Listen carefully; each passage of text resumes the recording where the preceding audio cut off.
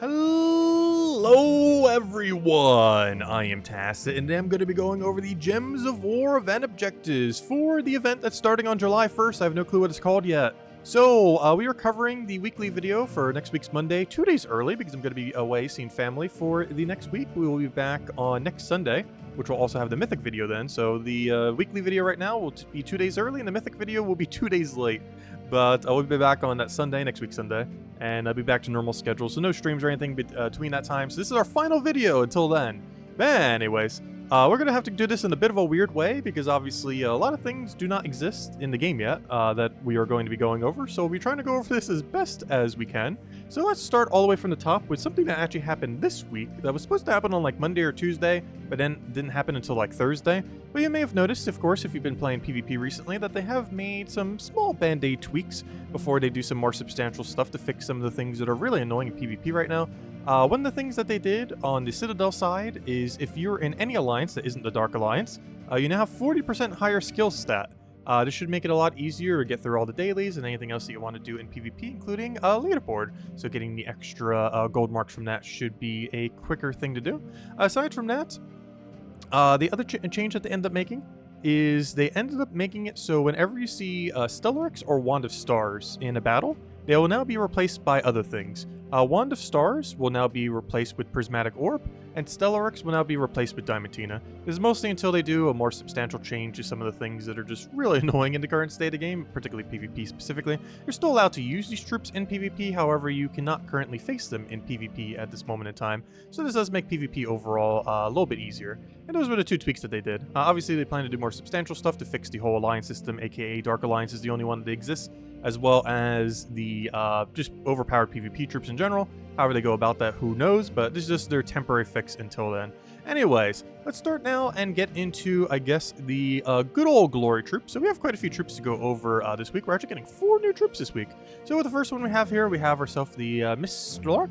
You'll be able to get this for 300 glory in the glory shop.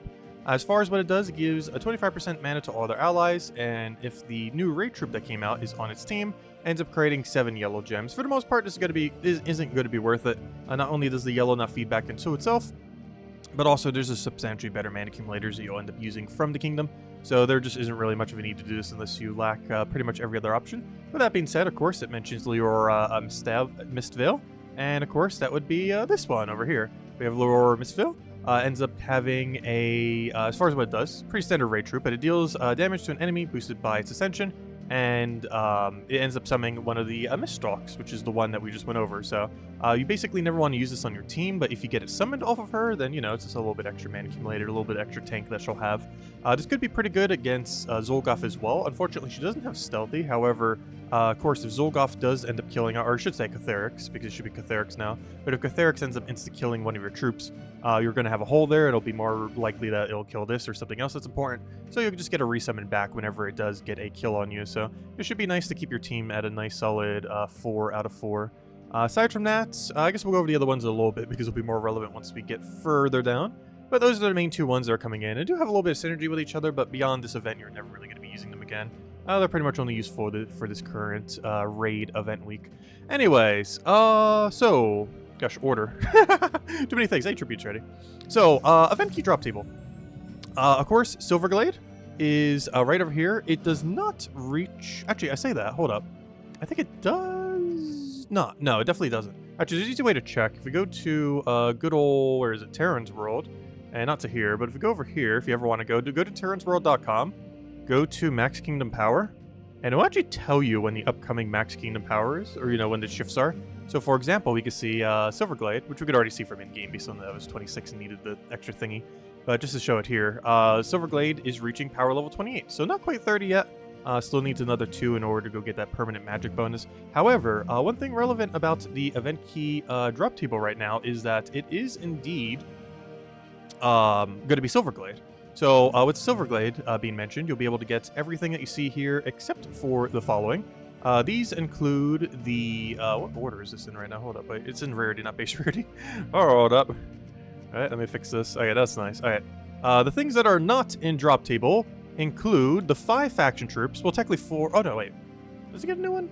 No, this is a different kingdom that's getting a new one. Well, all of its faction troops from Silver Necropolis. Yeah, it does have 5 because it still had another one. The 5 Necropolis troops will not be in drop table. The new troop that you'll be able to get from the raid event that is currently not here because it's not out yet will not be in drop table. And the Magician will not be in drop table, as well as, of course, the Gem Dragon. So those 7 things will not be in drop table. What will be in drop table, you could try your luck 50-50 to try to see if you can get a Queen Aurora. Overall, not the greatest of things. It has a bit of synergy this week. Its most noteworthy perk, of course, is giving +1 to all mana colors, so it basically has a link to every color, unlike most troops that only have a +1, or hero that can do technically +3 for some colors, like blue and purple. But this does technically a +6 in one single troop. Very situational, as there's normally better ways of mana accumulating, but it's okay. For the most part, if you're opening Silver Glade event keys, you're not really looking for anything specific for the most part. While there are a few troops you might use here and there for some gimmicky teams like Rope Dart into Skull with this guy and other things like that, or even with Elemental, so you can get all that Skull damage because it counts as Elemental as well.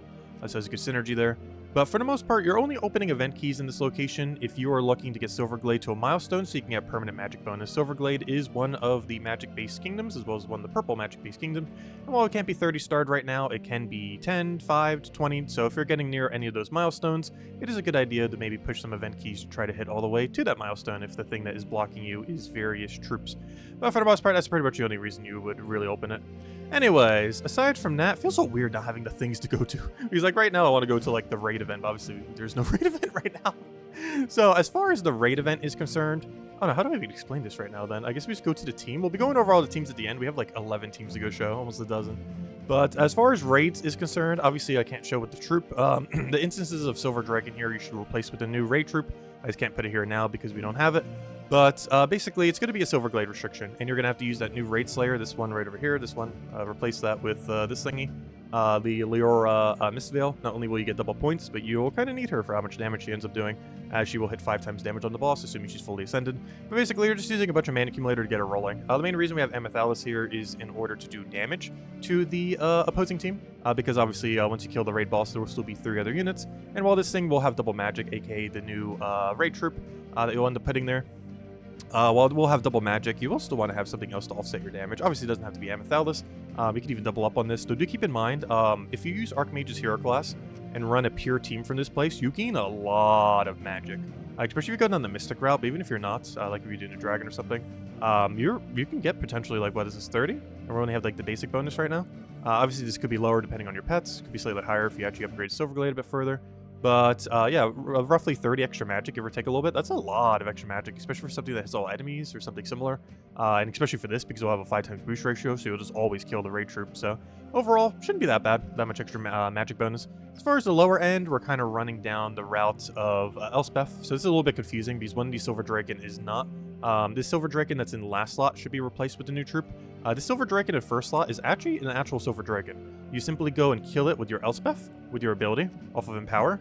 And then you get a bunch of purple gems, and those purple gems feed into your raid troop, and then use that raid troop to immediately kill the raid boss. And that's pretty much the strategy there. You can offset for different mana accumulators if you really want, if you have better. I use Emerald Blade here just because it seems to be a nice well-rounded one for everything. And of course, if you want to use other things that are within the kingdom, it is also an option. And of course, you don't have to go with the Princess Elspeth killing, but since your team does get reset every single time, there is no penalty to killing out your troop in this game mode, as long as you actually win the fight and make sure that you're using the invasion troop on your battle. Anyways, that's basically how it's going to be, or sorry, the raid troop, I mean. But that's basically how the raid event's going to be. As far as the weekly events, as far as things that we're going to have, if we go over here, we can actually see what all of them are. Also, thanks for Terran's World for existing. Gosh, this website was going to shut off at one point. I do not know what we would do without it. But anyways, so on July 1st, which is, of course, this Monday, we will be having a pretty standard Underspire. Underspire will be associated to Silver Glade. Keep in mind, very Silver Glade heavy this week. Both Raids and Underspire are Silver Glade related. While the one for Raid team will have the new Liana, or Leora, whatever her name is. You'll have the new Raid troop on it. Of course, for the Underspire one, once we get to the teams for that, of course, you can mess around with other things and have more damage source, have more mana accumulators, as you will not need her, as she will not have double magic in Underspire, but will have double magic in Raids, as well as double points. As far as faction event, we're going to be getting Silver Necropolis, which is a yellow, purple, I want to say? Oh gosh, I did all the colors earlier, I should probably go double check. I think that's yellow-purple. I'm kind of confused because we have 2 of them going on. One of them was like blue-purple. Oh no, I think it's brown-purple, brown-purple. Silver Necropolis is brown-purple. And then the other one was blue-purple then. But anyways, We got Silver Necropolis on this Tuesday. The most relevant thing about this is life and death. If you currently do not own the life and death weapon, this Tuesday is probably the only time this entire year you'll be able to get it. It only pops around like once or twice a year, being able to get life and death. And while life and death isn't used as much these days, especially with things like that ruby weapon around the corner, it is still a really decent true damage weapon that has a lot of sustain. It gains bless on itself. I believe it gains enchant. Which was it enchant? It gains a mana steal or mana drain that does to the enemy. Has a double life steal. It has a lot of sustain overall to it. I've never been using it too much lately. It's definitely fallen off the meta a bit, but it's still a pretty solid weapon as far as faction weapons are concerned. Unfortunately, you can't actually use them in factions, but still a solid weapon. Was mostly used for Guild War, but obviously we don't have what Guild War used to be. And it's a little bit slow compared to Ruby Weapon these days, so Ruby Weapon is still money locked, so this is your closest thing you're going to get until the Ruby Weapon becomes unmoney locked. Anyways, this Wednesday we have ourselves the old Logan, which I actually forget what that even is, but we could look at it right here. Oh, it's new. That's why I'd forget what it is. It's a new Cosmetic Wild Plains troop for some holiday that I'm not sure. Oh, 4th of July pet. Wait, what's it? Wait, oh, this is a... Wait, what? I'm from America, and I'm not sure what this is referencing. I'm pretty sure it's going over my head, but anyways. This is an American reference I'm not getting, but this is the 4th of July pet for this year. I didn't realize that's this Wednesday, but yeah. The 4th of July pet comes out this Wednesday, as that's why I'm going away seeing family for 4th of July. But yeah, this is the cosmetic pet for us, so don't forget to go get it this Wednesday if you're celebrating various things. Anyways, but yeah, make sure to go get that cosmetic pet. Thursday, we have ourselves the class event for Archmagus. Really good hero class. Has a +3 purple gain, 50% mana start. Overall, is the best casting hero class in the entire game. And then we're going to have a faction event where we're going to be getting a brand new troop and a brand new mythic. So let's go over those real quick. So the faction troop will be bringing in the Crystal Intellect. You'll be able to get this just from throwing... oh, no, never mind. You can't throw Chaos Shards. I forgot. You have to get this by spending some amount of gems. I think it's like 210 or so through the event. This will not be in drop table for about 4 weeks. Basically... once the next event happens, you should be able to go get it in drop table. So whatever the previous one was, I forget what it is off the top of my head, like whatever the previous exclusive faction troop was last month, 4 weeks ago, that one should be in drop table on the day that this one is available, like this Friday when the event starts, essentially. So this you will only be able to go get from the event initially for that 4-week period. So do not try to use Chaos Shards on Alithia to try to get this. You will only be able to get it through gems through the event. Which you'll need several tiers for to go complete out anyways, like tier 3, tier 4 or so. But anyways, the most noteworthy thing with him is this place doesn't really have a good mana accumulator or even any at all. And this does mana accumulation. So you'll probably incorporate him into your team. The team that will be showing for copy paste does not include him, but that's because he doesn't exist yet. However, you can simply just place him in wherever you want. But he creates 9 purple gems and steals magic +1 magic from an enemy and shifts it into life. So the main relevant thing there is he creates 9 purples. This doesn't seem like much because it isn't. However, in the context of this faction, it's actually pretty decent because you don't really have a better alternative, and he will be your best alternative for getting that good old purple mana. Aside from that, we will also be getting this new mythic on next Friday. I'll be covering this on next week Sunday, not tomorrow, but next week Sunday we'll have a video going over on this once we get back. But basically, we go over it a little bit now. So we get Midwinter Lincoln. Keep in mind, these are subject to change, as are all these troops. But they're likely to come out exactly as is. Maybe just a slight tweak. Anyways, 24 mana cost, pretty standard mana cost for a mythic. And he ends up dealing magic plus times 1.25 times its magic. So whatever its magic is times that, +2. And this will deal damage to all enemies and create a mix of curse gems and freeze gems. This is both good and bad in the sense that curse gem, basically this thing has curse, freeze, and terror. The problem with this is it has impervious, which in the case of, freeze and terror, that's good. But it creates curse gems. Curse gems are brown gems that, curse. But the enemy can take that, which completely invalidates your impervious. So even though this guy has impervious, you're still going to need a cleanser and or a blesser on your team in order to counter your own troop's curse. But otherwise, he does have curse, freeze, and terror on a single troop. And of course, freeze terror off of extra turn. It's okay. I don't really see this being used for anything other than a utility troop. Maybe if a terror team ever becomes meta, this will definitely find its way onto its team. One thing that's actually really good for is, I believe, Magrim's Woods restriction. If you're running a 50% mana start to beasts, this is probably your best strategy for Magrim Woods now. as you do 50% mana start with the Forest Guardian. You use this on your team. You run like hero using some weapon, and then like one other mana accumulator with a power, probably into green, because I think this uses green. Yeah, it does use green. So you'll probably do one of those empowers that convert something into green, and then boom, you got this thing rolling. Plus, I believe there's a converter there that also converts to blue in that kingdom. So you have either option of both green and blue, depending on how you want to go about it, though you'd probably go into green. But yeah, overall, this should make Magrim Woods, whenever you have like a PvP restriction for it, a little bit easier. It also makes the Beast restriction, I guess, a little bit easier. The Beast has quite a lot, but it doesn't really help Elemental much because Elemental already has so many things. But I feel like this is mostly going to be a big help for Magrim Woods. So if you're ever struggling Magrim Woods PvP, if you don't really have a proper damage source for it, this will now be your damage source. And otherwise, it's just a Curse Freeze terror utility that you're going to use very rarely. I just see this backfiring too much to really be viable. If you get cursed and frozen from your own gems, then that's so bad. You can basically have this troop backfire and have your whole team get curse frozen, which is probably the worst situation to be in most battles. So I don't really foresee this being good. Like it can disable the enemy out a lot, but the liability of it doing the same thing back to you is just too high to really have much of a use case outside of a pure Magrim Woods team, unfortunately. Yeah, that's a new mythic that we would be getting on that day. Anything else to mention here? I think that is all the things for good old next week.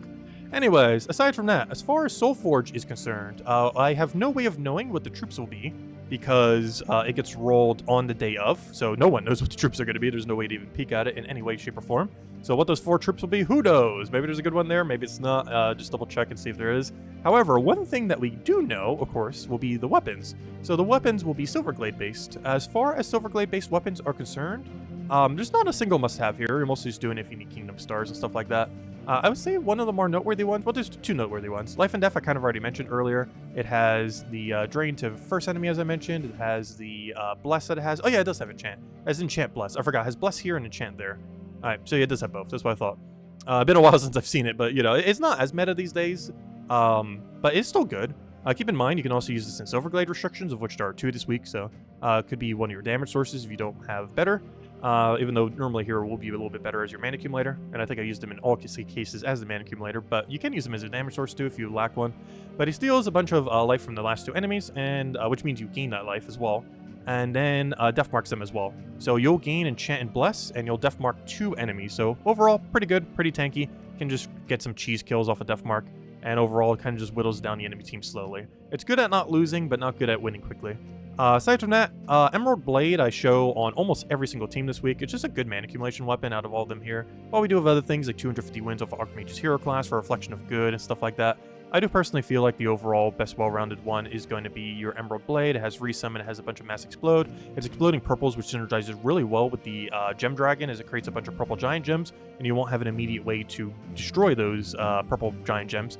But one way that you can do that is with the Emerald Blade, so it has some really good synergy with that, and you can get all your mana back for both of them, as well as every purple on your entire team. So overall, personally, I would say Emerald Blade is probably the weapon you want to get in Soulforge, as well as getting Life and Death on Tuesday if you don't already have it. And keep in mind, you can only get Life and Death on Tuesday, so make sure to do it on Tuesday. Anyways, what else did we miss? Is that pretty much everything? I think that is pretty much everything. So let's get into the teams then. So, of course, as far as these first 2 teams, we kind of went over them. Just keep in mind, you do need to go replace the Silver Draken that is in the last slot with the Leora Mystive. I can't show it here because she doesn't exist yet, but when you copy paste in Steam, just do not forget to go replace in this with the new Raid Troop, as well as this with the new Raid Troop. This first one is the natural Silver Draken. This one gets replaced with the new Raid Troop, and you'll be good to go. Aside from that, let's go into the next teams then. So next we have ourselves, this first one that we're doing here, this is for the Silver Necropolis faction event on Tuesday. This is a purple-brown restriction. As far as what you can use, we're going with the Quick Guard's Avatar Quick Heal here. Since we have access to Brown, just going with it. He got buffed not too long ago, about a month ago, so might as well use him while he's stronger than ever. Aside from that, for the higher team, as far as the higher end, we're going into Hiking Iron Gut Zolgoth. Basically, a standard insta-kill team. And, of course, if you don't have these higher options, just to run anything with Thrall Leprechaun, you have access to purple. So, Thrall Leprechaun with hero and first slot with literally any damage source, and you're good to go. But, of course, Hiking Iron Gut Zolgoth still very quick for stuff like that. Next, we have the Pier faction team. We're just using Bone Golem because it's really tanky. Gains a bunch of attack and armor. Anything that ever does this in Underworld is pretty much auto-win. You just keep doing this, especially when they have score reduction. And it will eventually have 1-shot skulls, 2-shot skulls, while having enough durability to never die. So that alone can solo the entire thing. But to speed it up a little bit, we do have 3 Vanyas behind it. This will be our main damage source if you're if you need low rarity options these days. If you don't currently have this troop, you can end up getting it by throwing Chaos Shards at the Silver Necropolis faction at any point this week, or even right now if you're watching this now before the event week. A little bit weird 2 days early, but yeah, you can still go for this right now at any point as our most faction troops. Is why I consider faction legends as pretty much easier to get than epics, and I do mention them on low rarity teams as well. This isn't a low rarity team, but when we do mention on the low rarity team that's coming up, this is a really decent damage source. It deals a bunch of damage to all enemies, boosted by Bless allies, and has Bless, so it does both of them at once. Really solid rail round, and it will just help speed up the battle of your factions. Anyways, next we have the Archmagus hero class. This means you have to use a Mystic specifically from Silverglade. For this, we're just spamming Elspeth. For this, you use Elspeth on herself in last slot, then you use Elspeth on herself, then you use Elspeth on yourself, and just keep spamming Dawnbringer and or your best yellow-blue full AoE weapon in order to go win out the entire battle. You just have to keep the Elspeths destroying themselves in order to create a bunch of blue and yellow, as you'll get 11 gem spawn, and hopefully that will land extra turn, get you all the mana you need, just keep casting, and it should be pretty quick. Next, we have ourselves the Underspire. This is a Silverglade restriction, as well as weapon being Silverglade restricted. Though then again, so is the other mode. But the only main difference with this is you do not get double magic from the new raid troop, nor double score, because there's no double score to get. So that basically frees up a slot where you can do something else with it. For this first team, what we're doing with that is just having a Princess Elspeth that can end up killing out itself. Very similar to the other strategy we're just doing in any other team. It's just we're simply just doing it with only one. The main reason we're doing it for this instead of like double Amethyst is the extra magic. You can go down the double Amethyst route if you have it. I believe I do as well, so I might. However, this team is not only cheaper, but you also get more magic gain. If you go double Amethyst, you're giving up a decent chunk of your magic. I want to say like almost 12, 16, somewhere around there. So it's a little bit better to have a little bit better mana accumulator and just go and mana accumulate into more in order to utilize that slightly higher magic. But you can double up on it. Honestly, I might, just because it might be simpler just to not deal with Elspeth's randomness. When she works good, she works really good, but she can purely miss, which is not ideal, and one reason she's not used too much in this current state of the game, unless you absolutely have to, like a Silverglade restriction, which is what this week is.